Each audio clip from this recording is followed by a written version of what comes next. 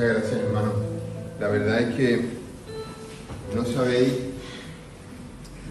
cuánto necesitabais. De verdad, no lo sabéis. No podéis hacer ni una idea. 2 semanas, la primera con gripe, la segunda, bueno, nos tocó visitar a la familia en Almería, y qué largo se nos ha hecho, de verdad. Os lo prometo, qué largo se nos ha hecho el poder estar aquí, abrazando a cada uno, ¿verdad, Antonio? Que muchas veces en este tiempo no lo hemos dicho, que nos hace falta eso. Nos hace muchísima falta. Y algunos dirán, ¿pero qué tiene esta familia que provoca como adicción, ¿no? O provoca, no sé, dependencia, ¿no? Es lo que tiene. Es que somos todos perfectos, somos todos santos. No sé si está aquí, creo que el jueves pasado vino por primera vez una familia, hoy no ha podido venir. No ha podido. Bueno, si me la escucha por YouTube, le voy a hacer un spoiler. Siento decirle que esta familia no es perfecta, ni es santa al 100%, ¿no? Y tiene muchas dificultades o muchas... ¿Conocéis la expresión de este es trigo limpio o este no es trigo limpio? Aquí, en fin, no sé, al 100% no somos trigo limpio, esa es la verdad. Y siguiendo con el símil del trigo, no falta a veces gente que mete un poquito de cizaña también. No somos tan perfectos, la verdad, ni tan santos. ¿Sabéis de dónde vienen estos símiles de cizaña? Es muy antiguo. El Señor ya usó estas comparaciones. La usó en una parábola del trigo y de la cizaña. Pero no creéis que es una parábola cualquiera. Es una de las pocas parábolas que el Señor explicó. Y yo creo que bastante importante debería ser la parábola para que el Señor la explicara, porque lo explicó de poquita, la verdad, con sus propias palabras. Y a mí me gustaría que ahora pudiéramos meditar, después de este banquete que nos hemos dado, precioso, pudiéramos meditar un poquito en esta parábola. Se encuentra en Mateo, en el capítulo 13, versículo 24. Mateo 13, 24. Dice en la palabra, lo voy a leer aquí que está la letra más grande. Le refirió otra parábola diciendo, el reino de los cielos es semejante a un hombre que sembró buena semilla en su campo. Pero mientras dormían los hombres, vino su enemigo y sembró cizaña entre el trigo. Y se fue. Y cuando salió la hierba y dio fruto, entonces apareció también la cizaña. Y vieron entonces los siervos del padre de familia y le dijeron, Señor, ¿no sembraste buena semilla en tu campo? ¿De dónde pues tiene cizaña? Y él les dijo, un enemigo ha hecho esto. Y los siervos le dijeron, ¿quieres pues que vayamos y la arranquemos? Él les dijo, no sea que al arrancar la cizaña, arranquéis también con ella el trigo. Dejad crecer juntamente lo uno y lo otro hasta la siega, y al tiempo de la siega, yo diré a los segadores, recoged primero la cizaña y atadla en manojos para quemarla, pero recoged el trigo en mi granero. Una vez más, hasta aquí bendiga el Señor su palabra.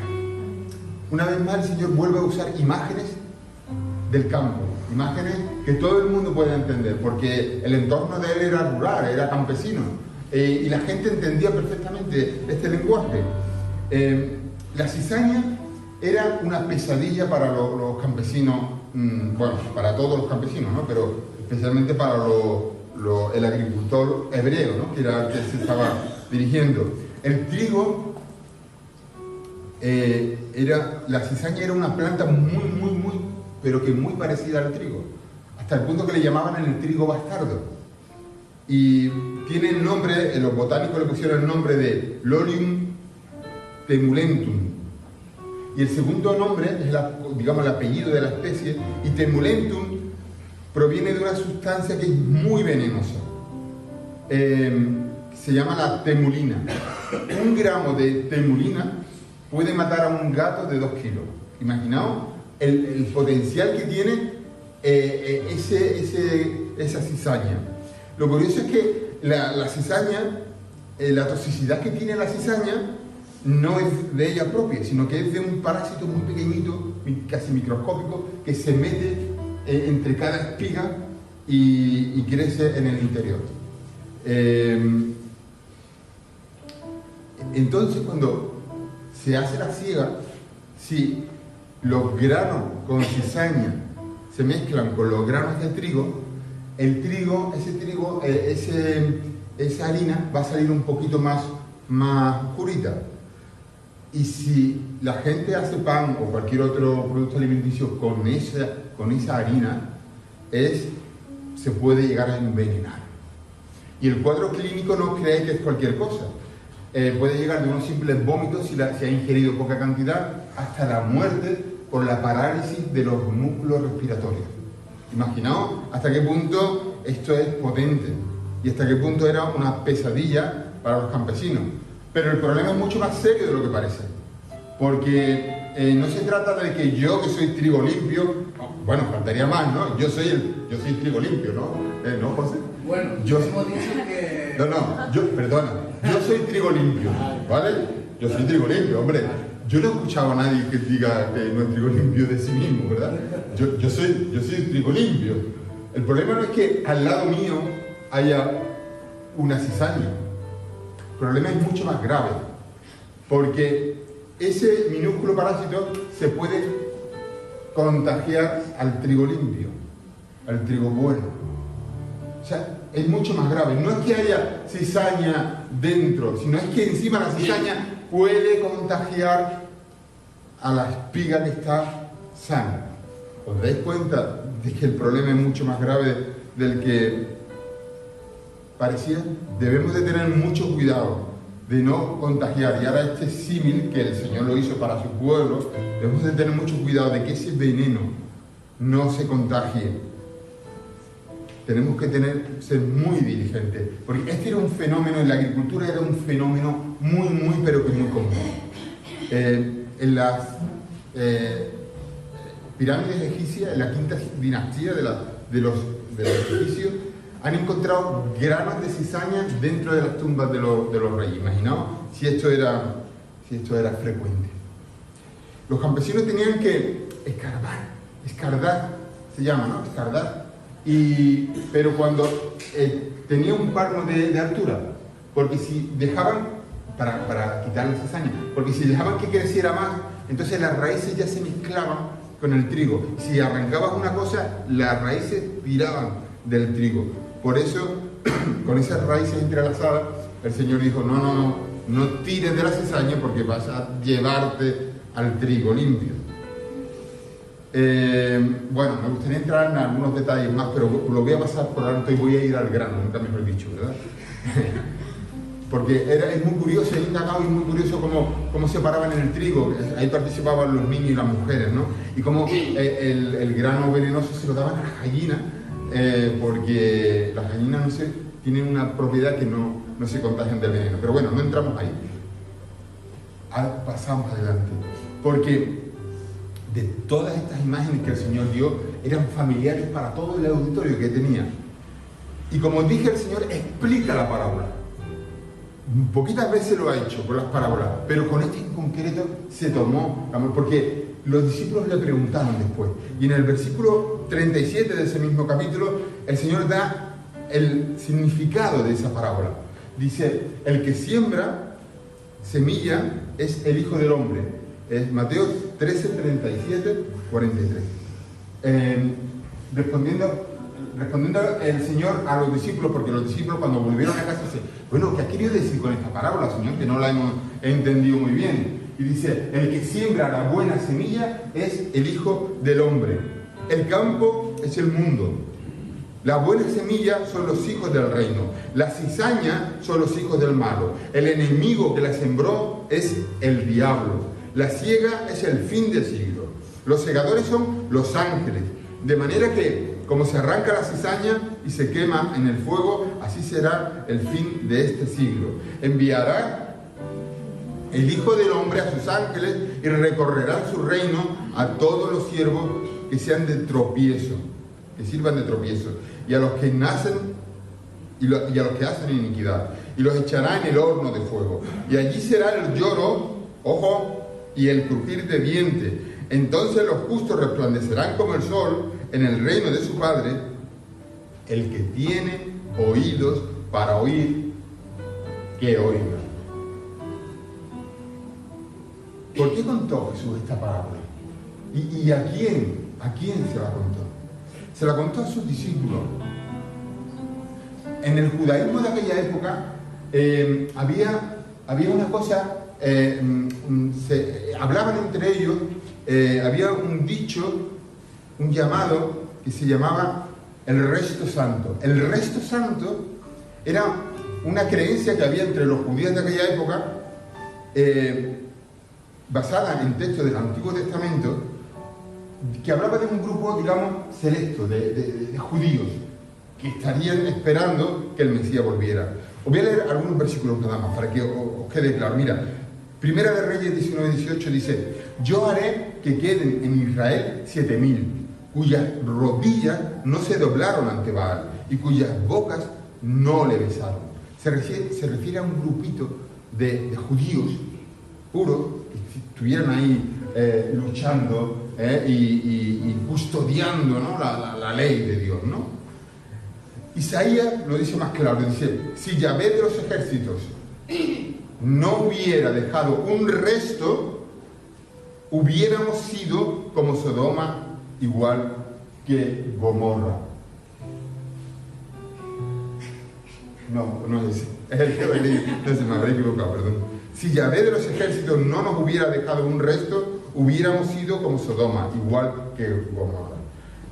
Isaías es el primer profeta que deja esta idea, ¿no?, de que hay un grupo de judíos que creen en la santidad, en que se conservan puros, que, digamos, un grupo especial de creyentes que perdurarán en Israel y que cuando venga el Mesías, pues estarán ahí, ¿no? ¿Sabéis quién se consideraba el resto santo? Los fariseos. Los fariseos se consideraban parte de ese resto santo, porque ellos eran los que custodiaban la ley, y no querían saber nada de los pecadores. Pero dentro de los fariseos había otro grupo que se llama los bautizantes. Los bautizantes se bañaban todos los días en agua fría, que hay que tener valor en invierno. Se bautizaban en agua fría todos los días como un rito de purificación. Y ellos se consideraban, dentro de los fariseos, como los más especiales, ¿no?, porque hacían una serie de ritos que los consagraban y los purificaban todavía más. Pero esperaos, porque no acaba aquí la cosa, porque dentro de los bautizantes hay otro grupo que se llamaban los esenios. Los esenios, ya este grupo, era una comunidad pura, no, súper pura. Se consideraban tan puros que se tuvieron que alejar de Jerusalén y ir a zonas desérticas, porque consideraban a Jerusalén como el santuario contaminado y no querían contaminarse. Imaginaos, ¿no?, hasta qué punto. Dentro de los judíos, a los fariseos, ¿no?, que son ese resto santo, pero dentro de los fariseos están los bautizantes, que todavía son más puros. Pero dentro de los bautizantes sale otro grupo y dice los esenios, que eso ya es como la élite, de la santidad, eso es como lo máximo ya, ¿no? Y se apartaban porque no querían saber nada con la gente que no practicaba la ley, la santidad como ellos la estaban viviendo. Y yo, cuando estaba encontrándome con todo esto, yo decía: ay, Dios mío, ¿cuánto nos parecemos el pueblo evangélico a los judíos de aquella época? De verdad. Yo amo la palabra porque mi forma de interpretarla es la más pura. Claro, como yo veo la palabra es como como es. Como la ve el hermano, no. Por tanto, el hermano es menos puro o menos santo que yo. Y hacemos entre nosotros mismos, hacemos muchas veces acepciones. Y yo le pido a Dios que, Dios mío, danos madurez a tu pueblo, danos madurez porque te necesitamos, porque Jesús precisamente vino a decir esta parábola porque los judíos pensaban exactamente así, como estoy diciendo yo ahora. Y el Señor, de verdad, el Señor está muy lejos de todo eso. Todas esas ideas de un grupo que es mejor que el otro, y el otro grupo que es mejor que el otro, y el otro grupo que es mejor que el otro. Eso el Señor, ¡buah! ¿Por qué? Porque incluso el más puro de los puros que se consideran, delante de Dios no está aprobado. Entonces, ¿cómo crees que lo va a ver Dios a los más puros de los más puros cuando no son aceptos delante de Dios y están diciendo a los demás que ellos no, pero los otros no, pero ellos sí, ¿no? Pero sin embargo, los judíos veían todo esto, pero sin embargo, el maestro, con su predicación y con su ejemplo, con su vida, con su comportamiento, estaba chocando frontalmente con todas estas cosas. Y los discípulos se preguntaban, pero Señor, ¿por qué el Señor se mezcla con los pecadores? ¿Por qué el Señor se mezcla y los acoge? ¿Por qué los atiende? ¿Por qué se contamina con la muchedumbre? ¿Por qué parecía que le estaba haciendo la guerra a los fariseos? ¿Cómo se puede tolerar esta situación? Si eres de verdad el Mesías prometido, se supone que cuando viniera el Mesías iba a estar con ese grupo resto santo. Entonces, ¿cómo le haces la guerra? No, todo eso chirriaba muchísimo. Y Jesús dice esta parábola porque quiere decir esta parábola y la explica, se encarga de explicarla porque está explicando el escándalo que para los judíos es el comportamiento que el Señor estaba teniendo. Porque el Señor se opone radicalmente a ningún resto santo. ¿Sabes por qué? Porque no había llegado la hora. Todavía era el tiempo y aún hoy, 2000 años después, el tiempo de la gracia divina. Cuando llegue ese tiempo, Dios mismo sí va a apartar el trigo de la cizaña. Pero de momento no es posible para ningún ser humano decir quién pertenece al resto santo y quién no pertenece al resto santo. El Señor no quería ningún ideal así exclusivista, ¿no? De ningún grupo que estuviera por encima de los demás. El Señor quiere que todos los pueblos de la tierra que hayan aceptado al Señor como Jesucristo, como su Salvador personal, pertenezcan a ese resto santo, de todos los pueblos, vengan de donde vengan, sean quien sean, hayan hecho lo que hayan hecho, si aceptan al Señor en su corazón, pueden formar parte de ese resto santo. ¿O es que tú te crees que el ladrón de la cruz tenía una doctrina muy sana y muy correcta? El ladrón de la cruz no tenía ninguna doctrina, ni iba a ninguna iglesia, bueno, sinagoga en aquella época, no guardaba la Torá. El ladrón de la cruz era un auténtico sinvergüenza. Claro, si no, ¿por qué lo subieron a una cruz? Que era el castigo más cruel. Era un auténtico sinvergüenza, era un canalla, era un criminal sin escrúpulos. Por eso lo subieron a la cruz. Por eso murió, por lo que merecían sus actos. Él no era santo, pero sin embargo al Señor le dio la real gana, y nunca mejor dicho la real, porque él era el rey, le dio la real gana de que ese criminal formara parte de ese resto santísimo, porque ese mismo día estuvo en el paraíso. Y no fue a ninguna sinagoga, no practicó ninguna ley, ninguna Torá, ni ninguna doctrina, ni ninguna cosa que a nosotros se nos pueda ocurrir. Y ese mismo día entró en el reino. Perdonad que me estoy poniendo así un poquito medio bruto, pero es que a ver si somos capaces de romper esos esquemas mentales que nos entran en la cabeza y que al Señor tanto le desagradan. De verdad, Jesús nos anima a ser pacientes, porque los malvados y los justos tenemos que convivir hasta el juicio final. ¿Y qué aplicación tiene para el mundo de hoy, para nosotros? Madre mía. Hermano, por la mano del corazón, de verdad os lo digo. Yo me veo tan parecido a aquellos judíos. Esta palabra es para mí, porque yo me veo tan reflejado en esta palabra, en esta crítica que el Señor hace. Me veo tan reflejado que digo, esta palabra tiene una aplicación para mi vida, hoy, ahora, para nosotros, para nuestra iglesia. Hermano, que si tiene aplicación para nuestros días, pues enterita. Han pasado más de 2000 años y la cizaña se sigue sembrando por todos lados. Y ya no estoy hablando ya de la iglesia, estoy hablando con carácter general. En la sociedad es tremendo, la publicidad, la pornografía, la inmoralidad en las pantallitas que tenemos en los bolsillos, el adoctrinamiento en las escuelas, es que la sociedad está, Dios, madre mía, es tremendo.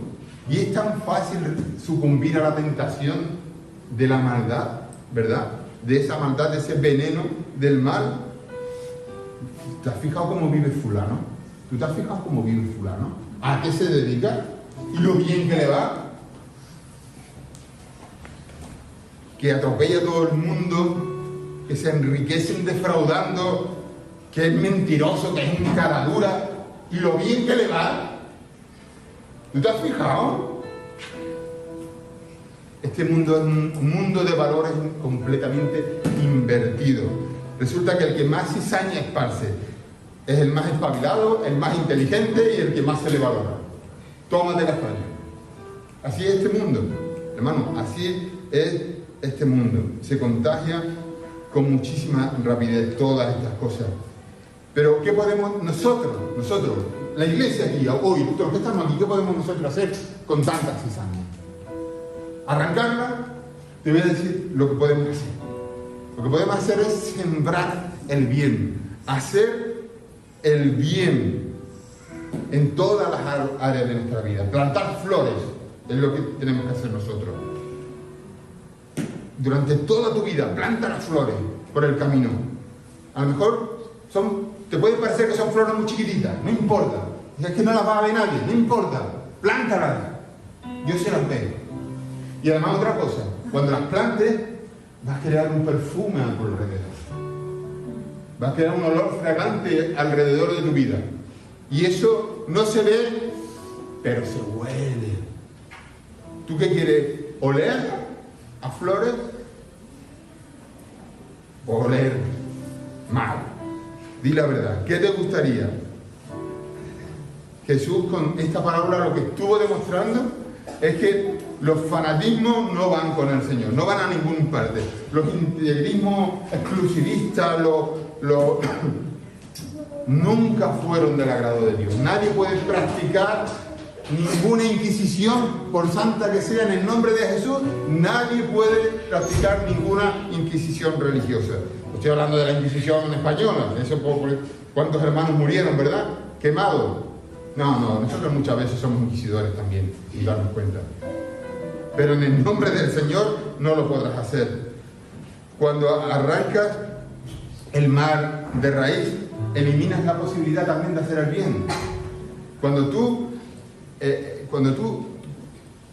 arrancas el mal, lo que estás arrancando es al pecador. Estás acabando con el pecador, no con el pecado. ¿Te das cuenta?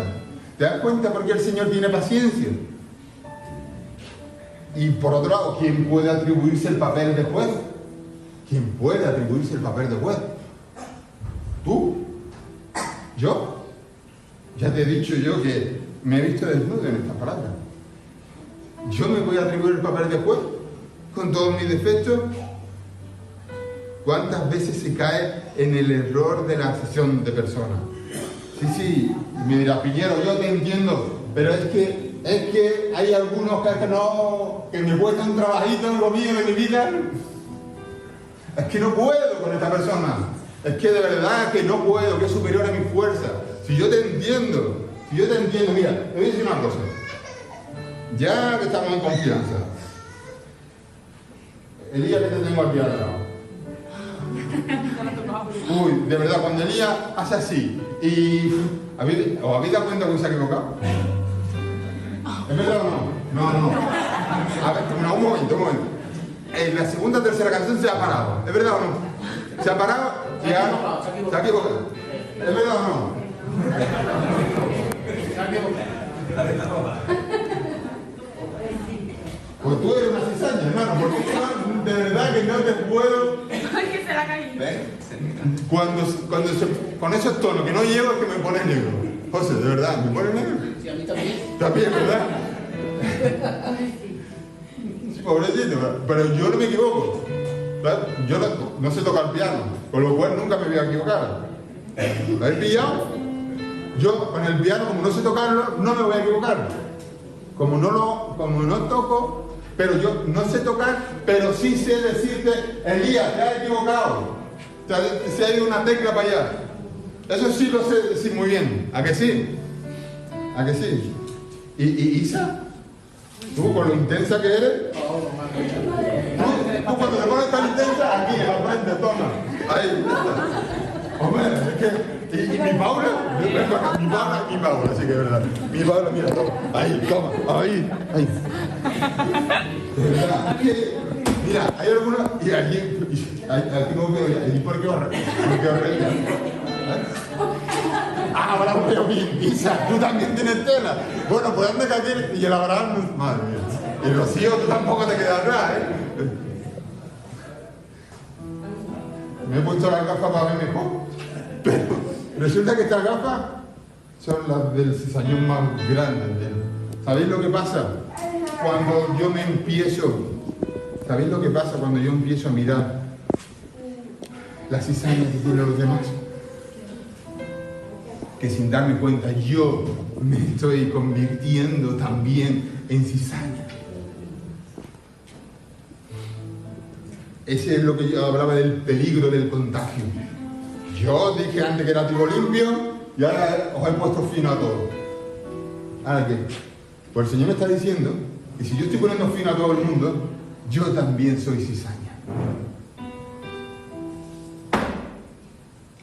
¿Ahora qué? En el preciso instante en que juzgamos, que despreciamos a alguien, nos estamos transformando en cizaña. Es muy fácil colocar etiquetas. Fulanito es no sé qué, minganito es no sé cuánto. Es muy fácil colocar etiquetas. Pero el Señor dijo, no juzguéis para que no seáis juzgados. Esa es la realidad. Y cuando yo estoy señalando el pecado, ¿sabéis lo que estoy haciendo? El pecado de Isaac, el de Paula, el de Elías, ¿sabéis lo que estoy haciendo? Lo que estoy diciendo en verdad que yo soy más bueno que Isaac, que Paula y que Elías. Porque si no, no lo diría. Si yo me atrevo a decir que lo están haciendo mal, es porque yo me creo que lo estoy haciendo bien. Y me estoy colocando a un nivel por encima. ¿Os acordáis del fariseo? Gracias te doy porque no soy como este desgraciado. Y estaba ahí el publicano que no se atrevía ni a levantar la cabeza. Gracias, Dios mío, porque no soy como este desgraciado. ¿Pero qué pasó ahí? ¿Qué pasó ahí? El Señor se escandaliza de eso, hermano. El Señor se escandaliza de eso. Dios se escandaliza cuando tú piensas así. Se escandaliza.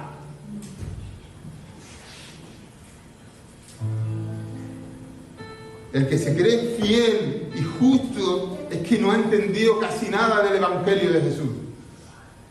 Nadie está capacitado para separar el trigo de la cizaña.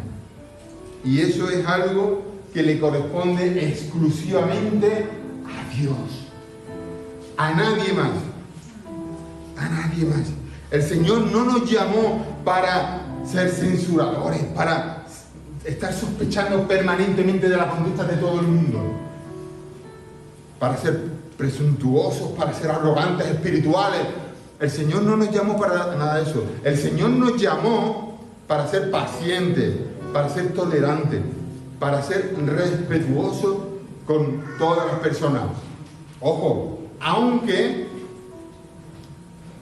no compartamos la forma de vivir de esa persona, aunque reconozcamos que vive en el error y el pecado de esa persona, una cosa no quita la otra. Podemos tener una persona delante que esté viviendo en pecado, pero nosotros tenemos que ser pacientes, tolerantes y respetuosos. Es la única forma de ganarnos almas para el Señor.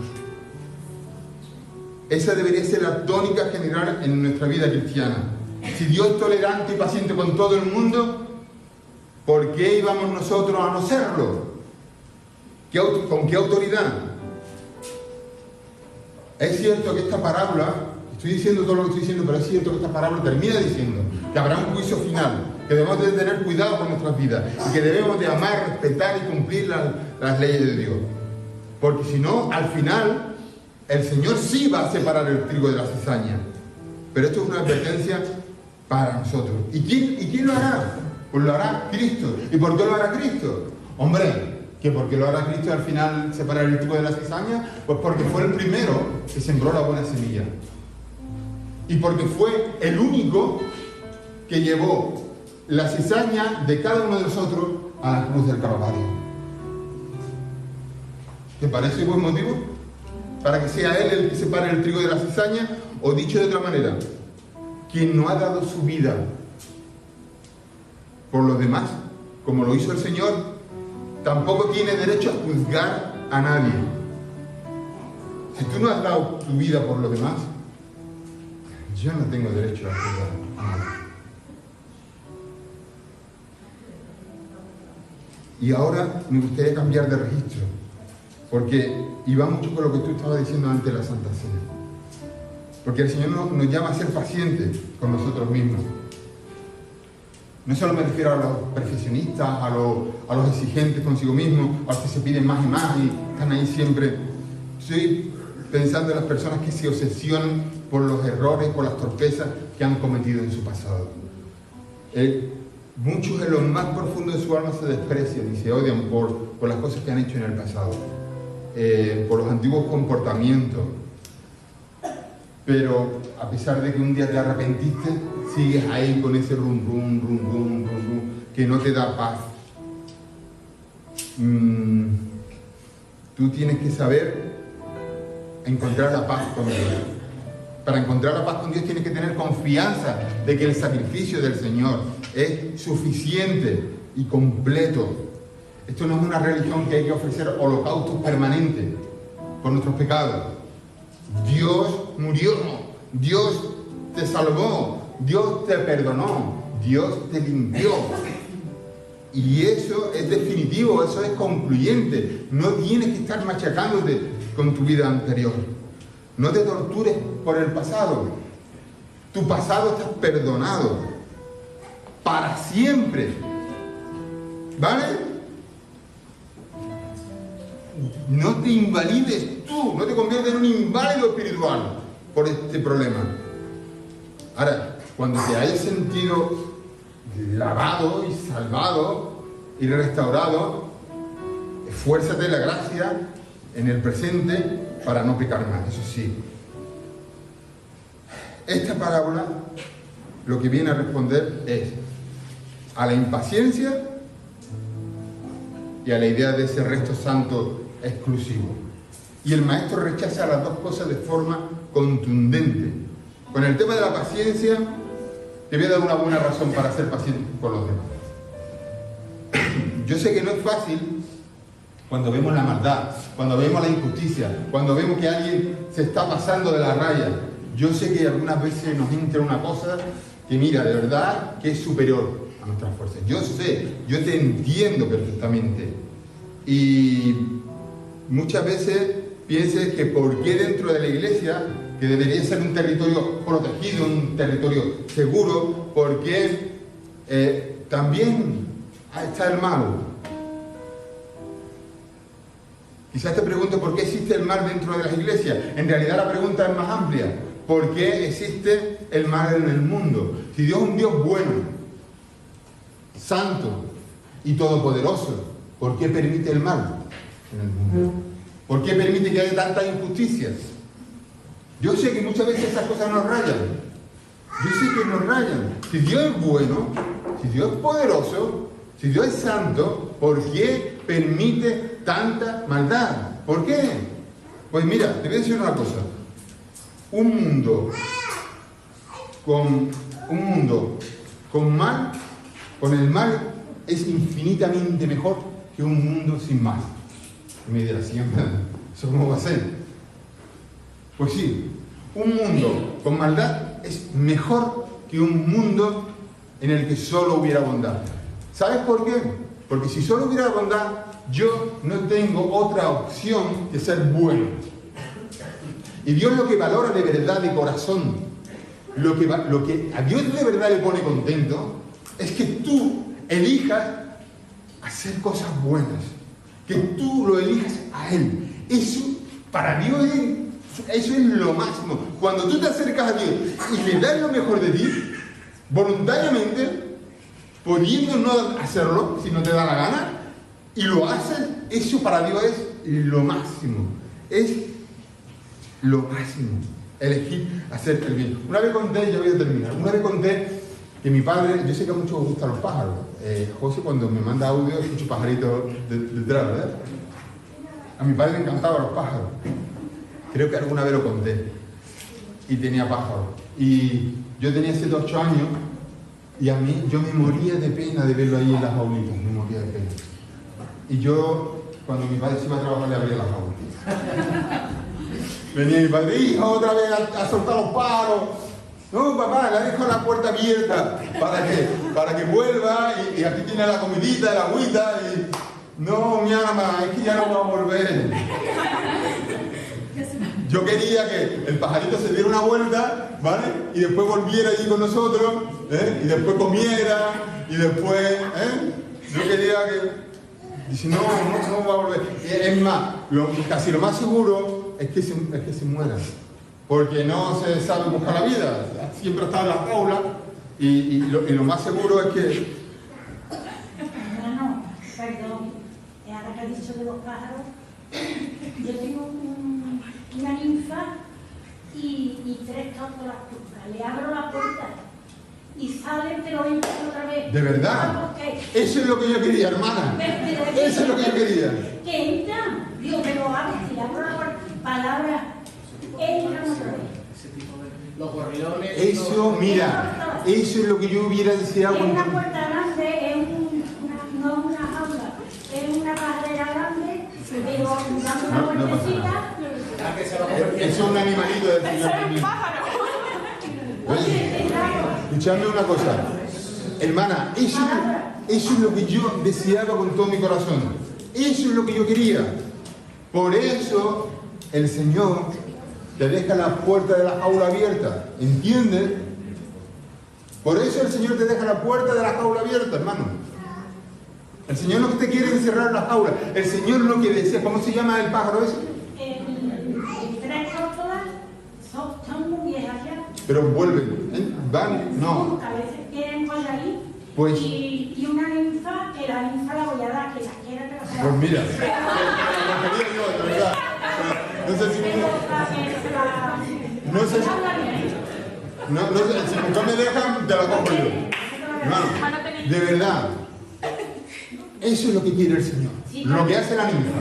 Sí, Pues maravilloso. El himno de Como cantamos, entonces ya me la quedo. Hermano, ¿entendéis? Hermano, ¿entendéis? El Señor lo que quiere es dejarte la puerta abierta. Y que vuelva. Y que le cante como le canta la ninfa. Eso es lo que quiere el Señor. Eso es lo que el Señor desea. Que tú voluntariamente hagas el bien. O sea, el mal no existe. ¿Cómo que no existe? No, el mal no existe. Ya te lo digo yo. Existe el bien. Y cuando no hacemos el bien, ya es como la oscuridad no existe. Existe la ausencia de la luz. Cuando está la luz, está todo. Cuando no está la luz, está el caos. Pues cuando realmente tú haces el bien, ahí está todo. Había una vecina que no paraba de tirar basura por la ventana al patio de la otra vecina. ¿Tú te imaginas? Venga a tirarle basura. Y venga a tirarle basura. ¿Y sabéis lo que hacía la otra vecina? Le tiraba flores. Le tiraba basura. Ella le tiraba flores. Más basura. Más flores. Pero la vecina que tiraba basura se ponía indignada. Era peor. Porque no entendía. Y un momento que le decía, vecina, ¿pero por qué me tiras tantas flores si no paro de tirar esta basura? ¿Sabes lo que le dijo?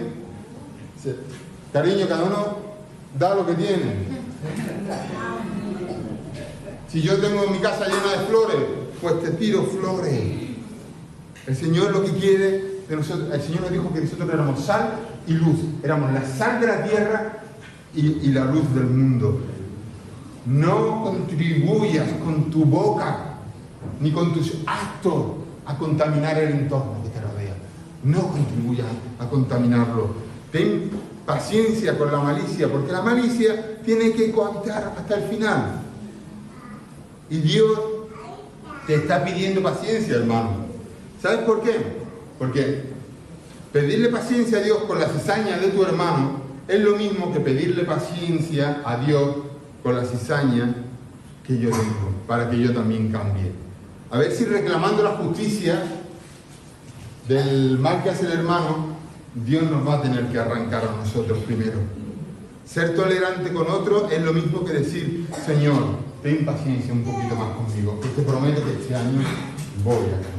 Mira, mi última palabra no va a ser mía, va a ser del Señor. Santiago 5, 7, 11 dice, sed pacientes y orad. Por tanto, hermanos, tened paciencia hasta la venida del Señor. Mirad cómo el labrador espera el precioso fruto de la tierra, aguardando con paciencia hasta que reciba la lluvia temprana y la tardía.